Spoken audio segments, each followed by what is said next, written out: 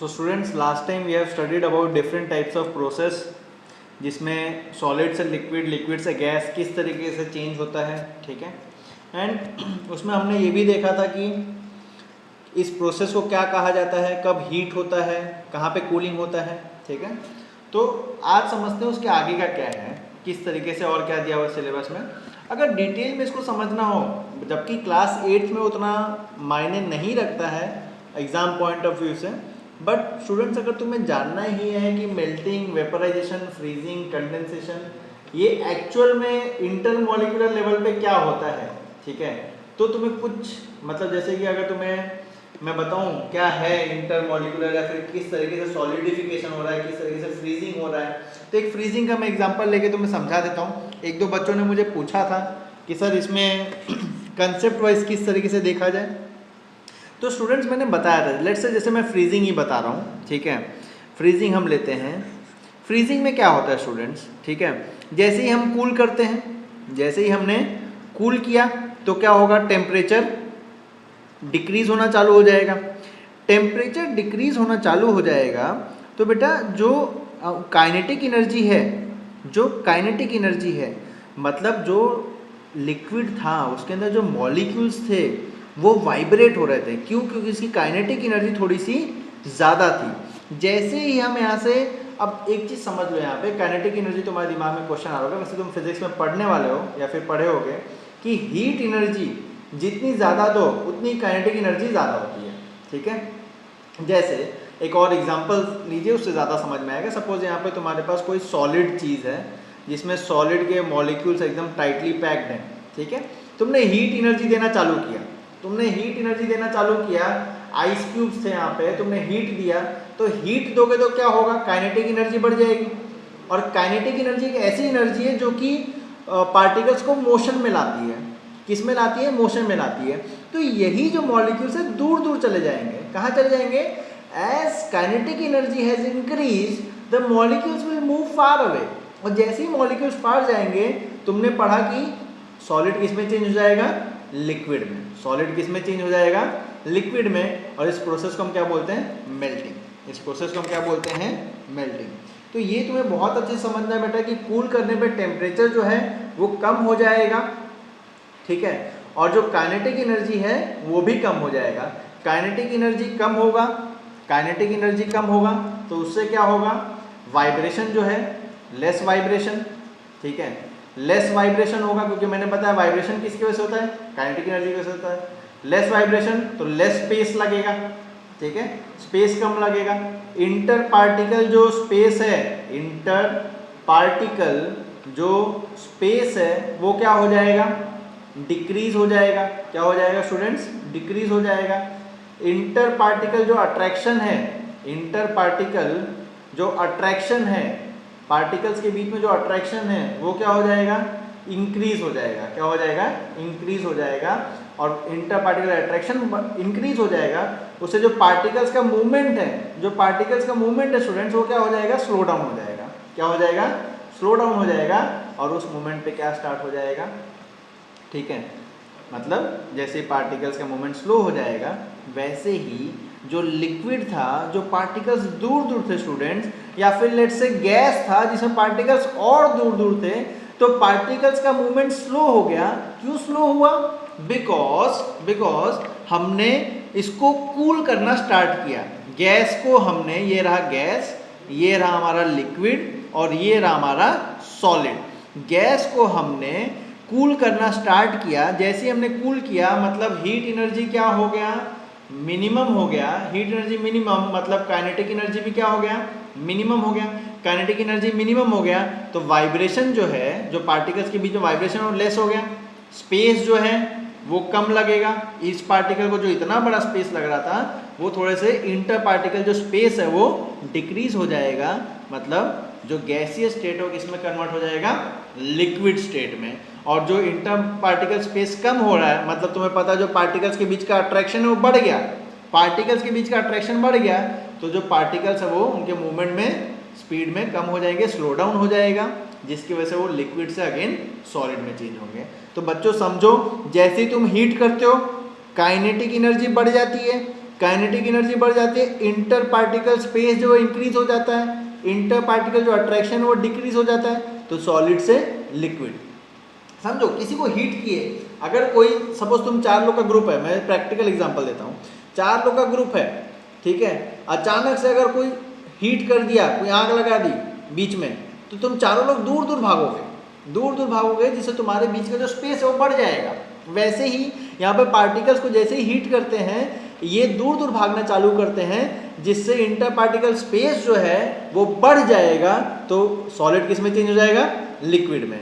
Liquid को heat करेंगे, kinetic energy बढ़ जाएगी, पार्टिकल्स दूर दूर जाएंगे, जिससे लिक्विड किस में चेंज हो जाएगा, गैस में चेंज हो जाएगा। और उसका रिवर्स मैंने बताया, अगर इसको कूल करेंगे मतलब हीट एनर्जी हम ले रहे हैं, छीन रहे हैं उससे, तो उसकी काइनेटिक एनर्जी क्या हो जाएगी, हीट जब मिनिमम हो जाएगा तो काइनेटिक एनर्जी क्या हो जाएगा, minimum, less vibration, less space, inter particle जो स्पेस है वो कम हो जाएगा, अट्रैक्शन बढ़ जाएगा, तो गैस किस में चेंज होना चालू करेगा, लिक्विड में। लिक्विड किस में चेंज होना चालू होगा, सॉलिड में। तो ये चीज़ तुम्हें बहुत अच्छे से ध्यान रखना है, ठीक है। इसका एक कंसेप्ट है, कंसेप्ट यही कहता है कि जो पार्टिकल्स की जो काइनेटिक एनर्जी वो कम या ज़्यादा होती है, उसकी वजह से स्टेट में चेंज आता है, ठीक है। अब सब्लिमेशन में क्या होता है, पार्टिकल्स जो हैं वो सीधे ब्रेक होते हैं। क्या होते हैं सब्लिमेशन में, पार्टिकल्स जो हैं वो सीधे ब्रेक होके क्या करते हैं, ब्रेक हुए और सीधे एस्केप हो जाते हैं। क्या होते हैं, ब्रेक होके सीधे एस्केप होते हैं, दूर दूर चले जाते हैं, ठीक है, from the surface of solid. अब सीधे दूर चले जाएंगे तो लिक्विड वाला जो फेज है वो आता ही नहीं है, इसलिए सॉलिड से डायरेक्टली गैस होता है, किसमें, सब्लिमेशन में। तो particles break and escape from the surface of solid and directly change into vapour state, ठीक है। तो ये चीज़ बहुत ज़्यादा ज़रूरी है।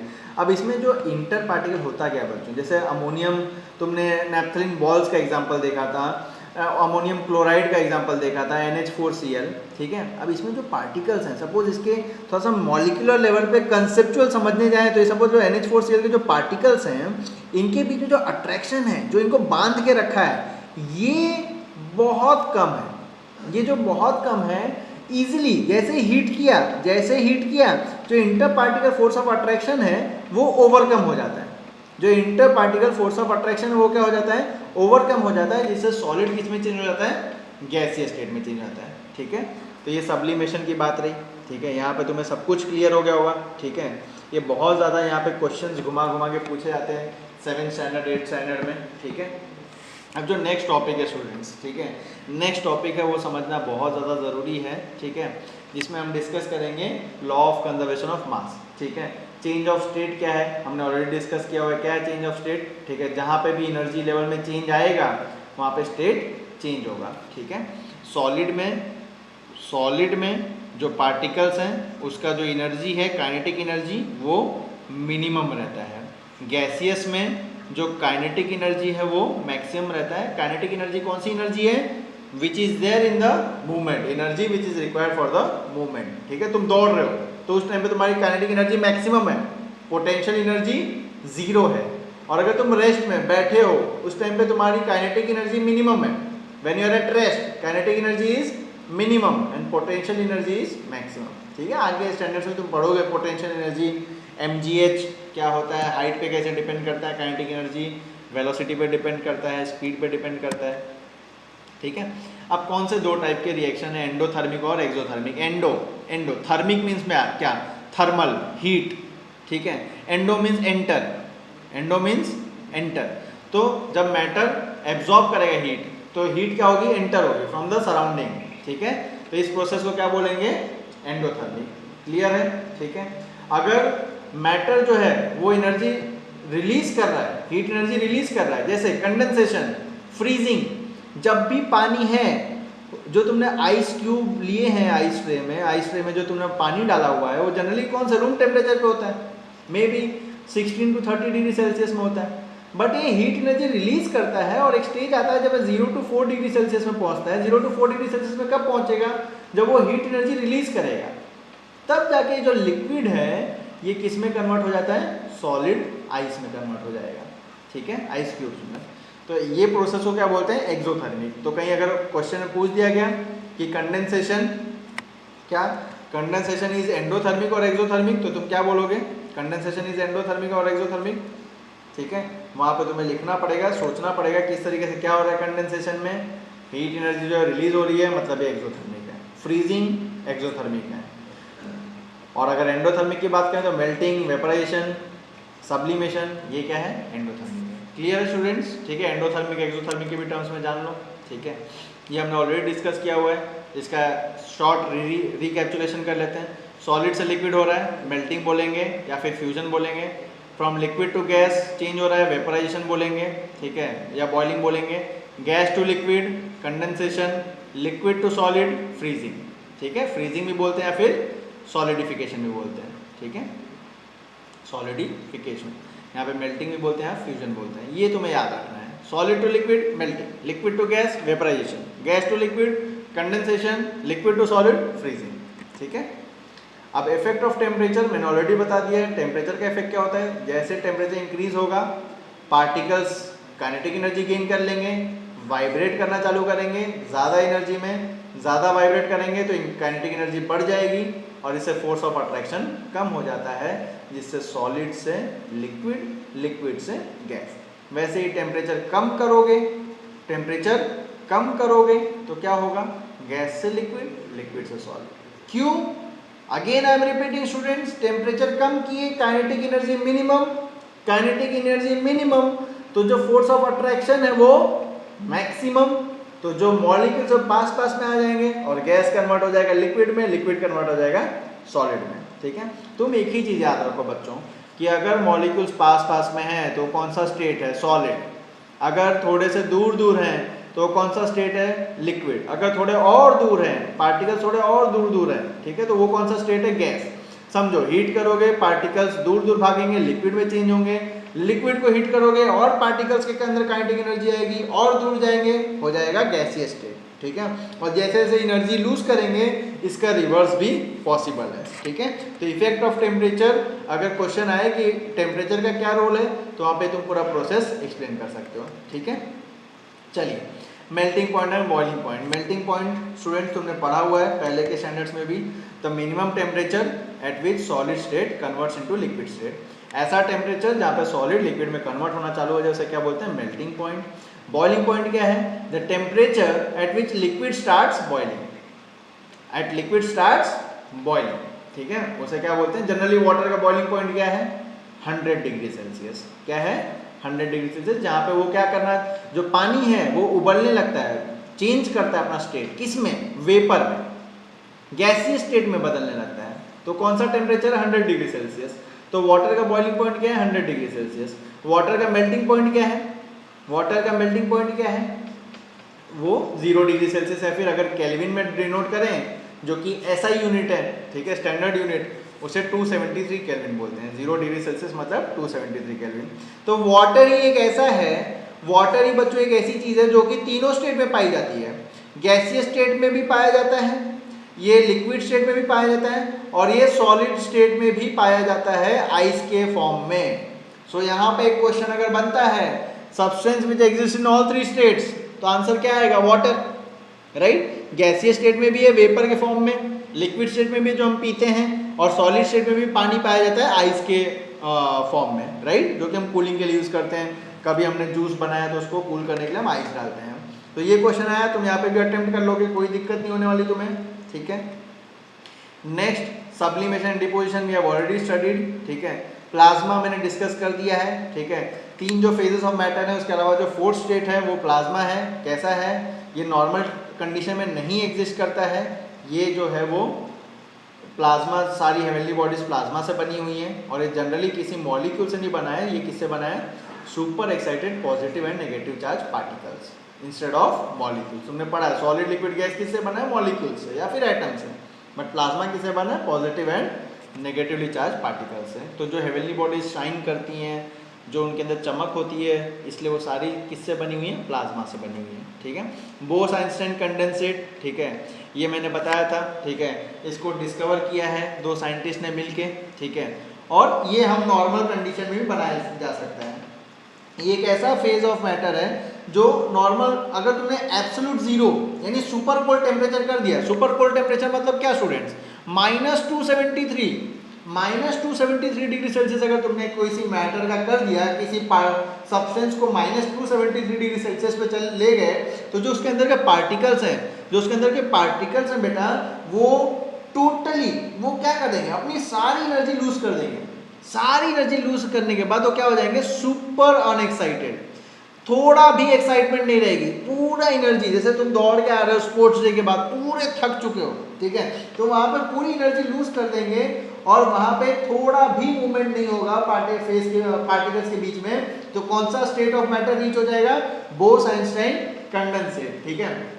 इसकी डिस्कवरी किसने की थी, सत्येंद्र नाथ बोस और एल्बर्ट आइंस्टाइन 1924 में, ठीक है, इसलिए इसको बोस-आइंस्टाइन नाम दिया गया। बोस मतलब सत्येंद्र नाथ बोस और एल्बर्ट आइंस्टाइन से आइंस्टाइन लिया गया, दोनों साइंटिस्ट का नाम यूज किया गया है, ठीक है।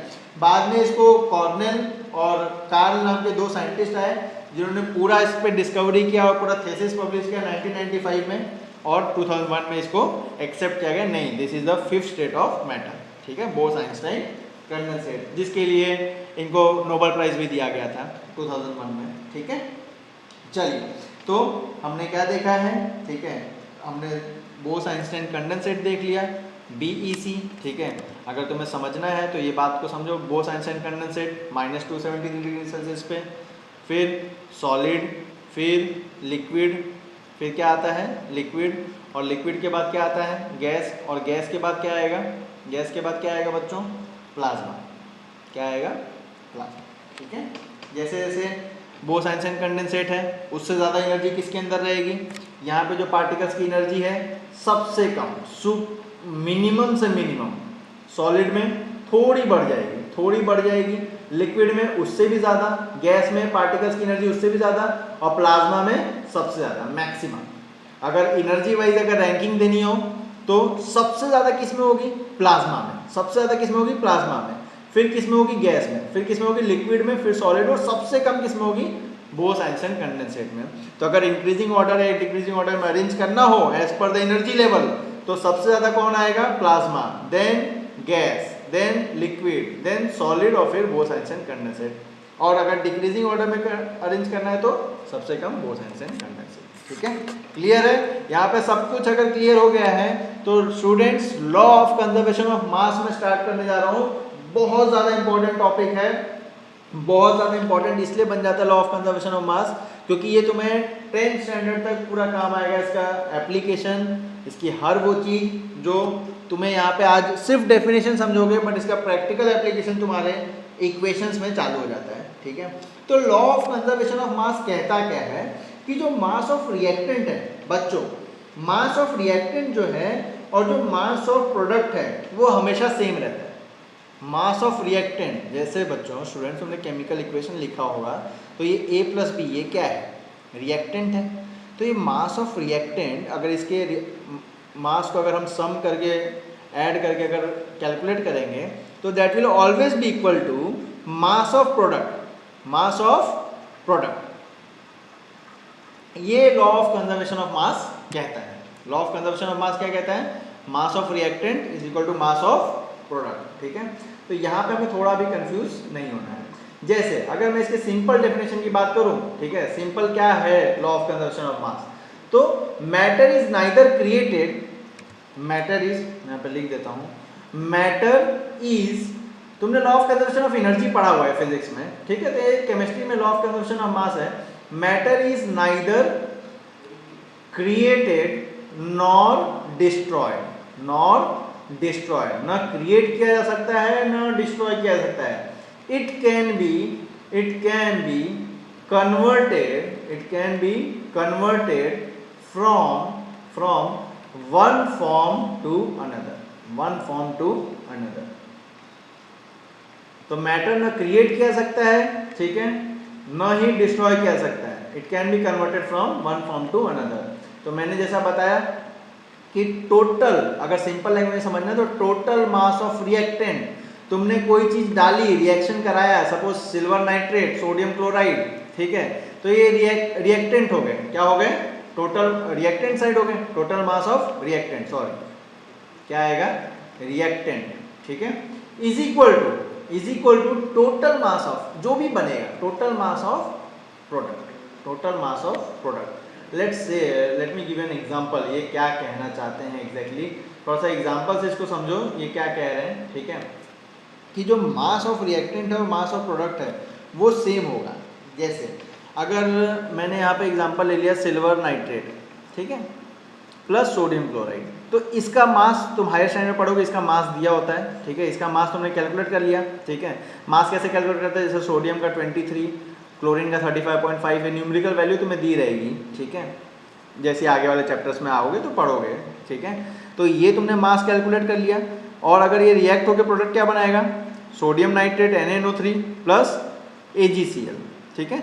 तो ये दोनों का जो मास आएगा और ये दोनों का जो मास था ये एकदम सेम होगा, इक्वल टू, मतलब मैथ्स में जैसे बोलते हैं left hand side equal to right hand side, ठीक है। तो वैसी बात है, law of conservation of mass यही कहता है कि mass of reactant is equal to total mass of product, ठीक है। मेरे ख्याल से यहाँ पे तुम्हें law of conservation of mass clear हो गया होगा। समझते हैं, डेफिनेशन तुम्हारे बुक में क्या दिया हुआ है, atoms are the smallest particles, atoms are the smallest particles, ठीक है। तो स्मॉलेस्ट पार्टिकल्स हैं, इसमें क्या होगा, of an element that can take part in a chemical reaction, we have studied, basics of chemistry में मैंने डिस्कस किया हुआ है, एटम ही है वो पार्ट है जो केमिकल रिएक्शन में पार्ट लेते हैं। तुमने वो वीडियो नहीं देखा है मेरा बेसिक्स ऑफ केमिस्ट्री, तो दोनों वीडियो ज़रूर देखिए, ठीक है, बहुत ज़रूरी है। During any chemical change no particles, कोई particles, no particles are created और destroyed, the atoms are simply rearrange from reactant to product. मैंने वही बताया, ना कोई पार्टिकल क्रिएट होता है ना डिस्ट्रॉय होता है, वो सिर्फ रीअरेंज हो जाता है रिएक्टेंट से प्रोडक्ट साइड पे। द प्रोडक्ट में have different properties, same property हो जरूरी नहीं है, ठीक है। उसी चीज को समझे, मास इज नेवर लॉस्ट और गेन इन केमिकल रिएक्शन, ठीक है, mass is conserved from one form to another form, ठीक है। Mass of the reactant and the mass of the product in a chemical reaction are always equal. Law of conservation of mass पूछ दिया 2 mark के लिए, तुम्हें ये definition लिखना है and you will get 2 marks. तुम्हें सिर्फ ये डेफिनेशन लिख देना है और तुम्हें 2 मार्क्स मिल जाएंगे। Law of conservation of mass क्या कहता है, mass of reactant is equal to mass of product, ठीक है। स्टूडेंट्स, अगर यहाँ तक तुम्हें सब कुछ क्लियर है, ठीक है, अगर इसको जानना भी है तुम्हें, मतलब क्या हुआ था एग्जैक्टली, किसने इसको डिस्कवर किया था, ठीक है, तो उसको भी हम डिस्कस कर लेंगे, ठीक है। जो एक साइंटिस्ट थे लैंडलॉर्ड नाम के, ठीक है, उन्होंने ऐसा इस तरीके से एच ट्यूब, एच शेप का, ठीक है, एच शेप का उन्होंने एपरेटस लिया था, ठीक है, ये इस तरीके से कुछ एच शेप में, ठीक है, यहाँ पे क्लियर पिक्चर नहीं आ रहा है, ठीक है। हाँ, यहाँ पे फिर उन्होंने 2 कंपाउंड लिए थे, सिल्वर नाइट्रेट और सोडियम क्लोराइड, ठीक है। फिर उन्होंने इन दोनों का वेट मेजर कर लिया था, फिर इसको शेक किया था, इस एपरेटस को उन्होंने शेक किया था, और शेक करने के बाद जब रिएक्शन हो गया, जब सिल्वर क्लोराइड, ये तुमने पढ़ा हुआ है स्टूडेंट्स, नहीं, सॉरी, तुम ये पढ़ने वाले आने वाले चैप्टर्स में, ठीक है। अगर 9th स्टैंडर्ड के बच्चे देख रहे हैं तो ये उन्होंने पढ़ा हुआ है, अगर 8th स्टैंडर्ड के बच्चे वीडियो देख रहे हैं तो ये आगे वाले चैप्टर्स में तुम पढ़ने वाले हो कि ये डबल डिस्प्लेसमेंट रिएक्शन है। क्या है, डबल डिस्प्लेसमेंट रिएक्शन, जिसमें ये पॉजिटिव ये नेगेटिव, ये पॉजिटिव और ये नेगेटिव।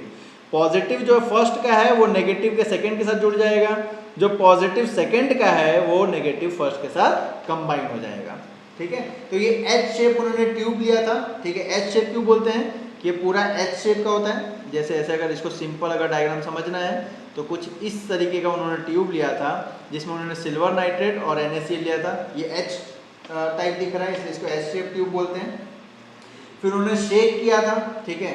शेक करने के बाद जो प्रोडक्ट बना था उसको उन्होंने वेट किया, तो जो रिएक्टेंट का मास था और जो प्रोडक्ट का मास था वो पूरा सेम था, सेम टू सेम था, जिससे ये पूरा लॉ प्रूव हो गया कि नहीं, रिएक्टेंट का मास और प्रोडक्ट का मास सेम होता है। तो कोई भी लॉ बच्चों बिना एक्सपेरिमेंटल सेटअप, बिना उसको प्रूफ किए नहीं एक्सेप्ट किया जाता है, ठीक है। उन्होंने ये भी देखा था, जो तुम्हारे बुक में मेंशन नहीं है बट तुम्हारी जानकारी के लिए बता दूं, उन्होंने ये भी देखा था कि थोड़ा एरर आ रहा था, जो रिएक्टेंट का मास था वो प्रोडक्ट के मास से थोड़ा एरर आ रहा था, स्लाइट डेसिमल में, ठीक है। तो वो मास के अंदर बाद में डिस्कवर किया गया कि थोड़ा सा लिबरेट होता है हीट एनर्जी और लाइट एनर्जी के फॉर्म में, इसलिए थोड़ा सा जो एनर्जी जो मास है वो स्लाइट चेंज आ रहा था, ठीक है। तो ये तुम्हारे जानकारी के लिए ज़रूरी था बच्चों। यहाँ तक मैंने 3 पार्ट बना दिया मैटर के अंदर, ठीक है। इन तीनों पार्ट को अगर तुमने एक भी पार्ट नहीं देखा है तो तुम तीनों पार्ट को जाइए सारे एडुक्राफ्ट एकेडमी के चैनल पे, हर एक पार्ट को रिवाइज करिए। मैं डिस्क्रिप्शन में सारे लिंक भी डाल दूंगा। एंड ये चैप्टर कंप्लीट करने के बाद next time we will discuss कि हमें एक्सरसाइज में कौन से क्वेश्चंस पूछे हैं और उसका आंसर कैसे देना है।